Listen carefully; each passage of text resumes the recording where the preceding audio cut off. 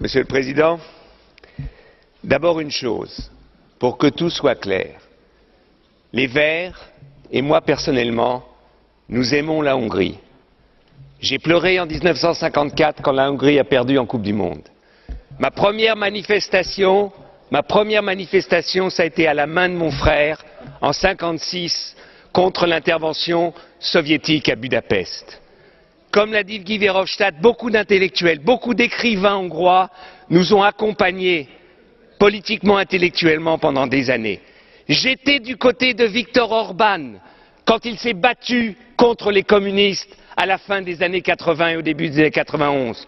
J'étais du côté de Viktor Orban quand il a demandé aux libéraux européens d'expulser Haider du Parti libéral européen.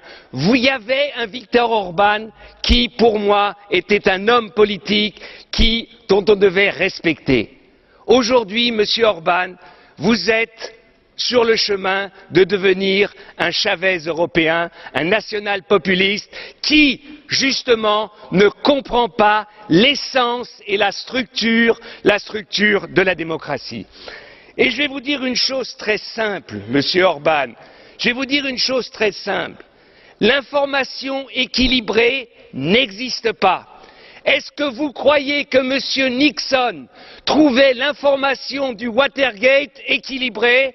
Évidemment non. Est-ce que vous croyez que M. Bush trouvait l'information sur Abu Ghraib équilibrée? Bien sûr que non. Est-ce que vous connaissez un des grands problèmes politiques, le pouvoir français sous Dreyfus, qui trouvait une information équilibrée? Les recherches sur, par exemple, tout ce qui est la politique de M. Berlusconi, est-ce que vous croyez qu'il trouve cette information équilibrée?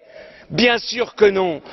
L'information doit déranger la politique. Et il nous dérange, et ça fait mal des fois. Et c'est pour cela, Monsieur Orban, que votre loi aujourd'hui n'est pas une loi qui correspond aux valeurs de l'Union européenne. Vous dites, Monsieur Orban, vous voulez une Europe forte. Une Europe forte, Monsieur Orban, doit être une Europe crédible. Une Europe crédible. Si nous acceptons ce genre de loi en Europe, comment allons-nous discuter avec M. Loukachenko? Comment allons-nous discuter avec la Chine? Ils veulent tous des informations équilibrées, Monsieur Orban. Est-ce que vous comprenez que nous, l'Europe est née contre les totalitarismes et que la base de la démocratie, la base de la liberté, c'est justement la liberté d'expression. Jamais une démocratie n'est morte parce qu'il y avait trop de liberté.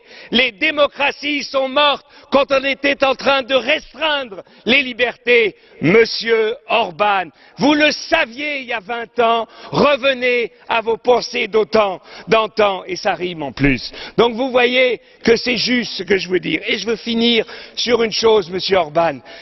Si vous voulez vous battre pour les chrétiens dans le monde, nous sommes avec vous.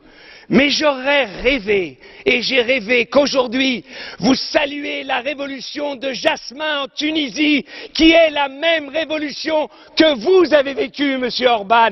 Se libérer d'une dictature. Vous n'avez pas trouvé un mot pour les Tunisiens. Eh bien, c'est ça que je vous reproche. Pour les chrétiens dans le monde, nous sommes avec vous. J'espère que vous serez avec nous pour lutter contre les dictatures dans le monde, qu'elles soient en Biélorussie, qu'elles soient en Tunisie, en Algérie, en Égypte, en Chine, en Russie, où que ce soit. C'est les valeurs communes de l'Europe que nous devons défendre ensemble. Thank you, Merci. Mr. President.